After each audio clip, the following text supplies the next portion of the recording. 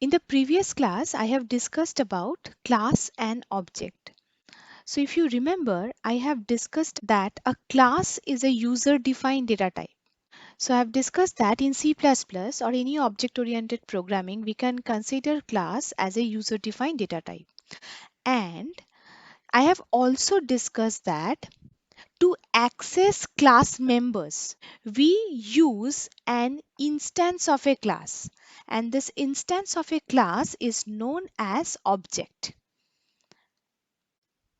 And what are the similarities and dissimilarities of a class with structure in C? I have already discussed. But now, today I will discuss how to write a particular C++ code using class and object. So here, if you remember that, what is the syntax of a class? The syntax of a class will look like, first we have to write the keyword class, and then we have to use some class name. And inside a class, I can write data. Data means the variables of the class. And also I can define functions inside a class. And class ends with semicolon. So this is the basic syntax of a class. And how to define an object? To define an object, what I have to write inside the main function, I have to write first the class name, say A, and then we have to write the object name. That's it. So these are the basic two syntax how we can define class and object. And remember one point here, object never be defined inside the class, because object in C++ will be always defined inside main function. That is, first you have to define the class and then you have to write the main function. After writing the main function, then you can define object of this class inside main. Now today what we are going to learn? Today we will focus on how to access data or variables inside a class from the main function. So today we will learn the code for data accessibility in C++. So now we are going to learn data access in C++. So here you have to understand one point. For starting C++ program, we have to use one header file, that is hash include iostream. And also we have to write using namespace std. So what is the reason why I am writing these two lines for C++ programming? I will explain it at the end of the coding. So now the first thing is here, first we have to define a class in C++. Now how to define a class in C++? I have to write class keyword and then we have to give any class name. And inside the class, how to define data in C++. So here you have to remember one point. Whenever you are going to define any variable inside a C++ class, first you have to define one access specifier. And what is that access specifier? Here you have to use the access specifier as public, and then syntactically you have to put one colon. Now what is the meaning of this access specifier public, or why we need to write it? Here at the beginning of this class, I have discussed that whatever variable I am going to define inside this class, I will access those variable from the main function. And try to understand, this is the scope of this variable. Means this variable is defined within this region only. and my intention is to access this variable a from another scope, means from another region. So for that purpose, I have to define this variable as public. Public access specifier means the variable can be accessed outside this scope by any other function. So basically my point is public access specifier will give you the accessibility of the variable so that it could be accessed from the region which belongs to the out of this class. So here I can define any variable. Say first I am defining one variable of type double. Double variable means it will take some value such as 2.4, 3.5, and size of the double is greater than float. So here say I am taking one variable as double data type, and also I can take one integer variable, say a. Now all these variables together in a class is known as data, or you can say they are known as data members of a class.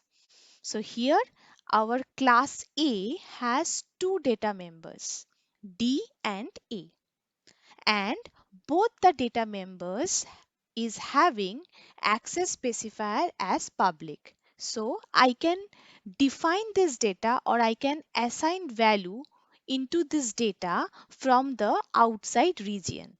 So this is the first point. And also you have to remember one point: in C++, class ends with semicolon.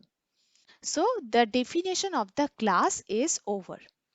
Now we have to write main function. In this main function, what is my intention? From this main function, I want to access this data. Now how to access them? So remember one point I have already discussed in the previous class.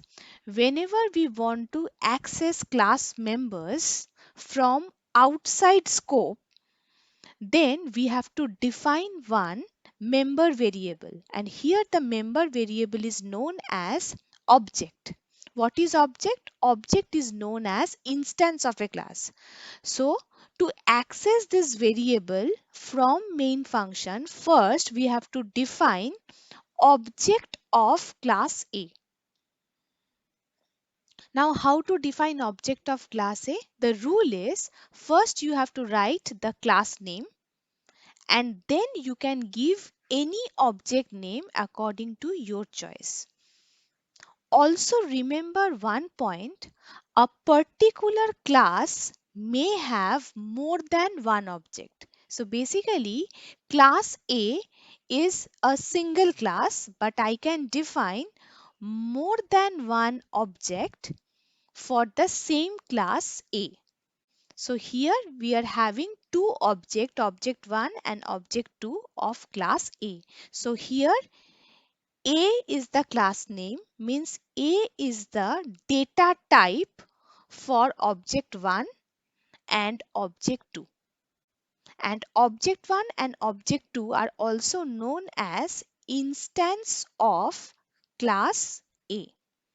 So now after defining object, now my point is how to access these variables. Accessing variable means I will pass some value to these variables. How could I pass this value? The rule is first you have to write the object name. Say I am using object 1 first. Then you have to use one dot operator. The meaning of this dot operator is using this object 1, I am going to access one data member inside class A. And what is the name of the data member? That is D. So the rule is object name dot data member name. And then you can provide the value. Since D is a data member of type double, so I can give any value which is in decimal. So here this value will be assigned to D, and object 1 is an instance of class A. It means it will immediately identify that D belongs to the class A. So basically this value will be going to this data member D. Now how to pass values in A? So I will write object name dot A. Since A is of type integer, so I will write any integer value. Similarly, I can use object number 2. So instead of writing this, I can also write object2 dot D with some value, and then I will write object2 dot A is equal to some value. Means both the object is used to assign different values to the same data members D and A. So I have to write them at the bottom. So after assigning the values in the data members, then how could you print them? So for printing them, the syntax will be cout. Cout is used to print the values to the console. Then you have to use less than symbol, and then you can write anything. Say the result is. Since this result is term is a string, so we have to write it in double quotes. So we will write cout, then the result is, and then you have to print the result. How could you print the result? For printing the result, again you have to use this sign, and then see, if you want to print 100.25, then you have to write 100.25 is assigned to this container, means ob1.d. So you have to write ob1.d, means you are going to print the value of ob1.d, and then you have to write end l, means end of the line. Again, if you want to print this value, so again you have to write cout, then again this symbol, then result, say result 2, then again this symbol, then you want to print the value 2, which is stored in ob1.a. So I will write ob1.a, and then I will write end l semicolon. So similarly you can print these values as well, and then at the end you have to write return 0. Now why you have to write return 0? Because main is a function, and int means return type of the main function. I will explain what is return type, but for the time being you have to understand, if here void is written, then there is no need to write anything such as return. However, instead of void, if you write anything before any method name, it means the method is having a return type. Here main is a function, and main is having a return type int. It means you have to write return 0. This IOStream header file contains some predefined functions, or you can say it will contain some standard input-output functions. Now, including IOStream means our intention is to use some of the functions inside the IOStream header file. Here I am using cout. And now we have to understand what is the meaning of using namespace std. So including namespace std in our code means we can use this classes without calling it. Means there is no need to call the classes. These classes can be used without calling them. So this is possible due to the existence of this namespace std.